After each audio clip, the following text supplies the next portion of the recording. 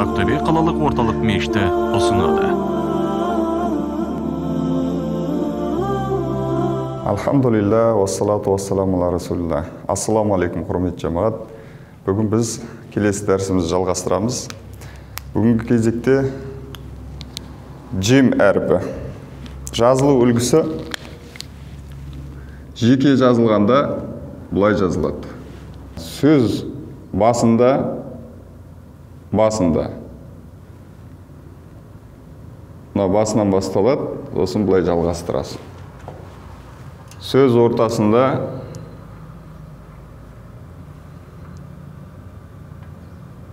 бұлай жалғасады, мына алды басқа әріпке жалғасады. Сөз соңында алды басқа әріпке жалғасып келеді де, бұлай негізгі қалпында жазылады. Джим әрпі, мына жерде түсінікті болу үшін қайттан ашыңқырап жазайын. Өз қалпында бұлай жазылады. Мысалға, мынау поля болса, міне, полядан түсірмей жазасың. Асты, мына астыңғы жағы, шалғы сияқты жағы. Бұл полядан төмен түсіп тұрады. Джим әрпі, тағы да бірнеше әріп бар, осы кейіпте жазылатын. Айырмашылығы мына нүктесінде. Джим әрпінің нүктесі астында болады. Джим әрпінің нүктесі астында болады. Біздің қазақ тіліндегі әдеттегі ж сияқты емес бұл. Ж деп айтылады. Ауыз қуысымен, тілдің қатысымен шығатын әріптердің қатарынан. Джим. Бұны да бірден айтып кетейік. Жаңағы алдындағы үлгімізге саламыз. Фатхамен, кәсіра, дамма және сүкінмен айтылу жолына. Жа, жи, жу, әж, иж, уж. Осылай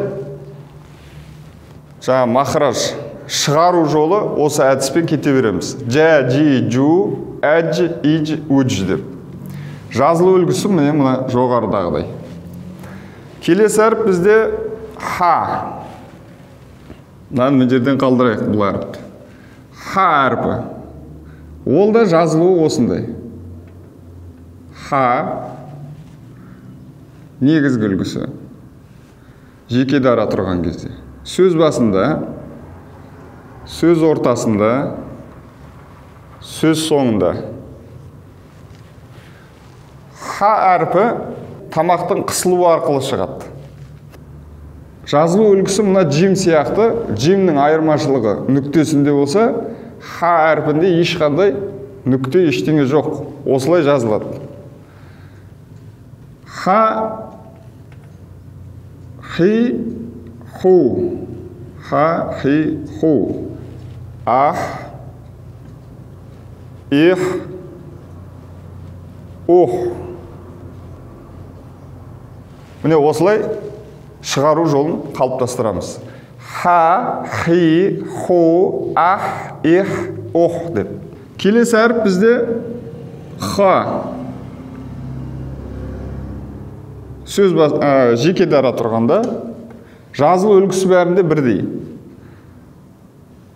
Сөз басында, сөз ортасында алдына жалғанып келеді. Сөз соңында нүктесі бар төбесінде. Мына х біздерде көп кездеседі.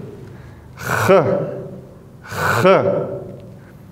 Бұл да тамақтың қатысуымен және таңдаймен ұштасқан жері, жаңағы ауыз қуысының ұштасқан жерімен байланысып шығатын әріптерден.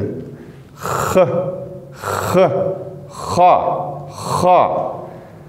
Мына әріп бізде ха болса, но ха.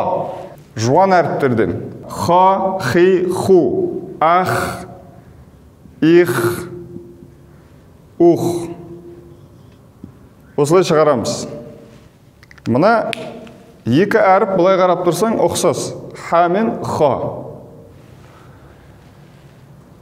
Бірақ ха көбіне мысалға Фатиха сүресінің алғашқы аятында Алхамдулиллахи дегенде Алхамду сөзінде, Мұхаммад сөзінде әрдайым кездесетін сөздерде көбіне мына хамен айтылады. Алхамду.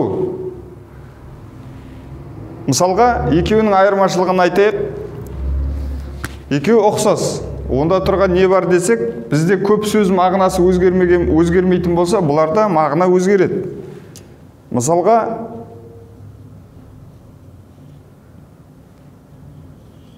екеуі де бірдей сөз, мысалы қараңыздар, ұқсас. Екеуі де бірдей әріптер қолданылған. Халақа, халақа, халақа, халақа. Ха мына әріппен қолданылған, ха мына әріппен қолданылған. Халақа қысқартты деген болса, халақа жаратты дегенді білдіреді. Халақаллаху самауати вал ард. Мысалға, Аллах Тағала көктер мен жерді жаратты дегенсе. Халақа деп айтып жіберсең, онда мағына келмей қалады. Мағына өзгереді. Сол себепті әр әріпке не істеу керек? Өзінің ақысын беріп шығаруымыз керек. Келесі бізде дәл әріпі. Жазылу үлгісі. Жеке дара тұрғанда, сөз басында, сөз ортасында.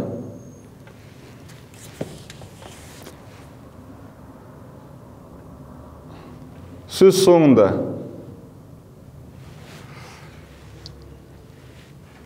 Дәл әрпі біздегі д әрпі кәдімгі.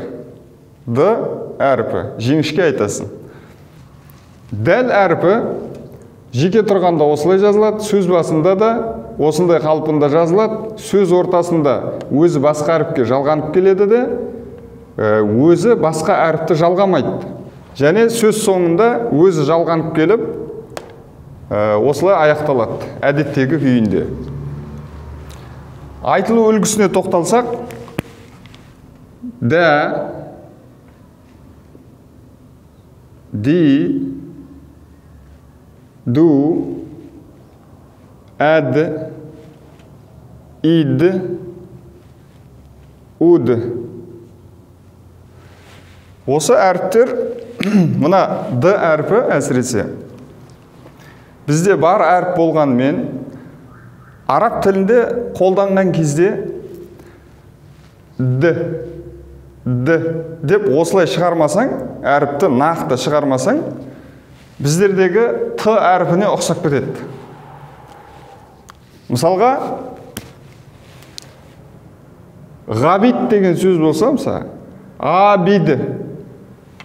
Міне, ғабид деген сөз, негізінде мына соңғы сөзі, соңғы әріпі, ғабид деген сөз деген. Негізі д болу керек еді. Немесе самат деген сөз, мысалы, самат. Мына жерде самады д болу керек еді. Келесі әріп бізде зәл әріпі, зәл. Осы д сияқты жазылады, бірақ төбесінде нүктесі бар. Жеке тұрғанда жазылу үлгісі де тап сондай. Міне сөз басында, сөз ортасында, сөз соңында. Бұның тек нүктесі бар, айырмашылығы. З-ға жақын, бірақ сақау айтасың бұлна. Жазылу үлгісі де жаңа айтқанымыздай, палядан түспейсің, д сияқты жазылады, тек нүктесінде айырмашылығы бар. Шығару үлгісі. Зә, зи, зу, әз, из, уз. Осылай шығарасың. Келесі әріп бізде ро әрпі. Ро басында, сөз ортасында, сөз соңында. Бұл да мына д, з деген әріптер сияқты өзінен кейін әріп жалғамайтын әріп. Өзінен кейін әріп жалғанбайды, өзі бірақ жалғанып келеді. Енді ро әрпі бізде бар әріп, сондықтан бізге қиын емес оны шығару. Ро, ри, ру, әр, ир, ур. Р әрпі алдын айтқанымыздай 28 әріптің 7-еуі жуан, 21 жіңішке дедік, соның 3-еуі кейде жуан дедік қой. Сол кейде жуанның ішінде осы Р әрпі бар. Р әрпін мына фатхамен немесе даммамен айтсаң, не істейді? Бұл жуан шығады. Ра, ру деп. Кәсірамен айтсаң, жіңішке айтасың. Ри. Міне. Келесі әріп бізде з әрпі. Зә. Бұл да тап р сияқты жазылады. Мына жазылу үлгісінде р палядан төмен түседі. Міне, паля болса, астыңғы жағы палядан төмен түседі. Келесі бізде з әрпі. Р әрпі сияқты палядан төмен түседі. Айырмашылығы нүктесінде, жоғарысында нүктесі болады. Міне, паля болса, бас жағы шығады шамалы палядан, сосын аяқ жағы бұлай төмен түседі. Жазылу үлгісі тап р сияқты сөздің басында, сөз ортасында, сөз соңында. Бұл әріпте жаңағы айтқанымыздай өз жалғанады басқа әріпке, өзінен кейін әріп жалғамайды. Сөз аяғында да осындай үлгіде жазылады. Айтылу үлгісі зә, зи, зу, әз, из, уз.